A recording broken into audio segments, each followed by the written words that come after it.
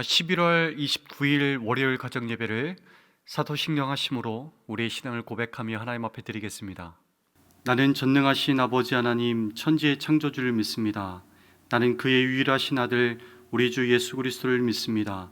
그는 성령으로 잉태되어 동정녀 마리아에게서 나시고 본디오 빌라도에게 고난받아 십자가에 못 박혀 죽으시고 장사된 지 사흘 만에 죽은 자 가운데서 다시 살아나셨으며 하늘에 오르시어 전능하신 아버지 하나님 우편에 앉아 계시다가 거기로부터 살아있는 자와 죽은 자를 심판하러 오십니다. 나는 성령을 믿으며 거룩한 공교회와 성도의 교제와 죄를 용서받는 것과 몸의 부활과 영생을 믿습니다. 아멘. 이 시간 주의 품에 거하리라, 이 찬양으로 우리의 믿음의 고백을 드리면서 하나님 앞에 전심으로 나아가겠습니다.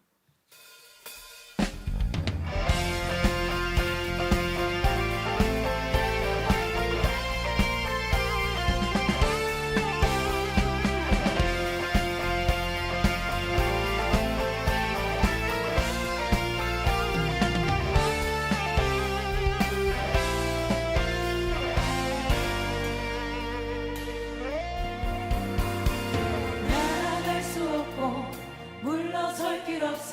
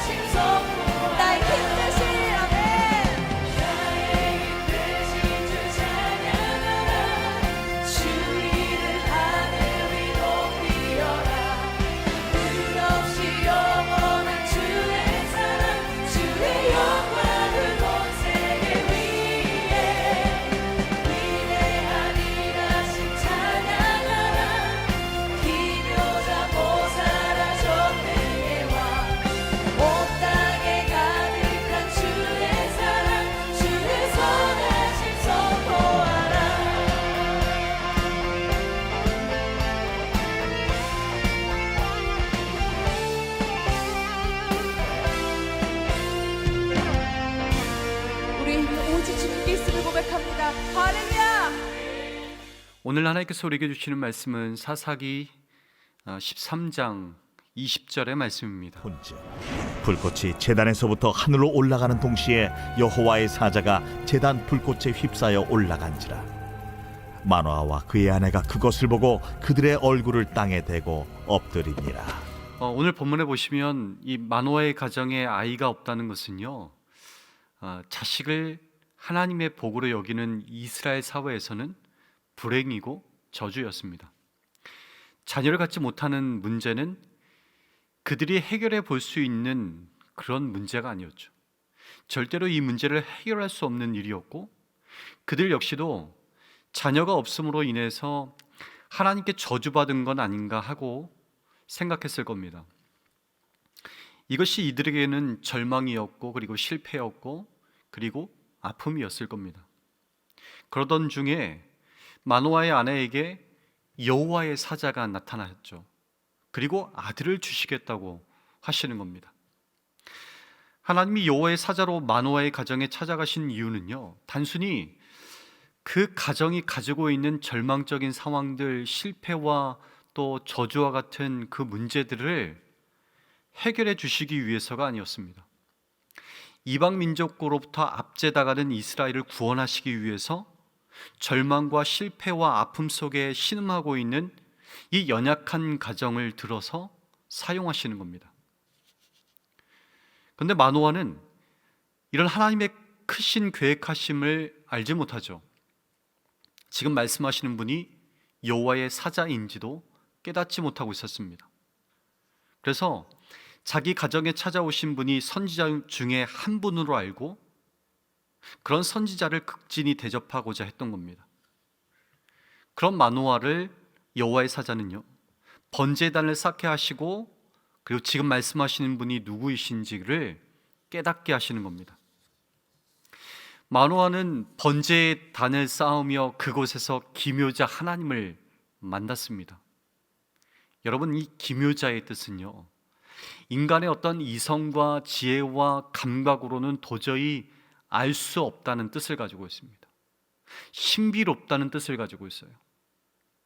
그러니까 우리의 생각과 지혜와 지식으로는 온전히 알 수 없는 분이 바로 기묘자 하나님이시라는 거죠. 그런 하나님 앞에서 우리가 해야 할 것은요, 한 가지입니다. 그분의 말씀하심 앞에 순종의 제사를 드리는 거예요. 아브라함이 갈대아 우르에 있었을 때에 그에게 하나님께서 찾아가시죠. 그리고 말씀하셨을 때, 그때도 마찬가지였습니다. 도저히 하나님의 계획하심과 뜻을 온전히 알 수 없었습니다. 그럼에도 불구하고 아브라함이 하나님의 말씀을 믿음으로 바라보면서 알 수 없는 그 길을 순종함으로 갔습니다. 여러분, 그것이 아브라함을 믿음의 조상 되게 했던 겁니다. 여러분, 우리도 마찬가지입니다. 우리 역시도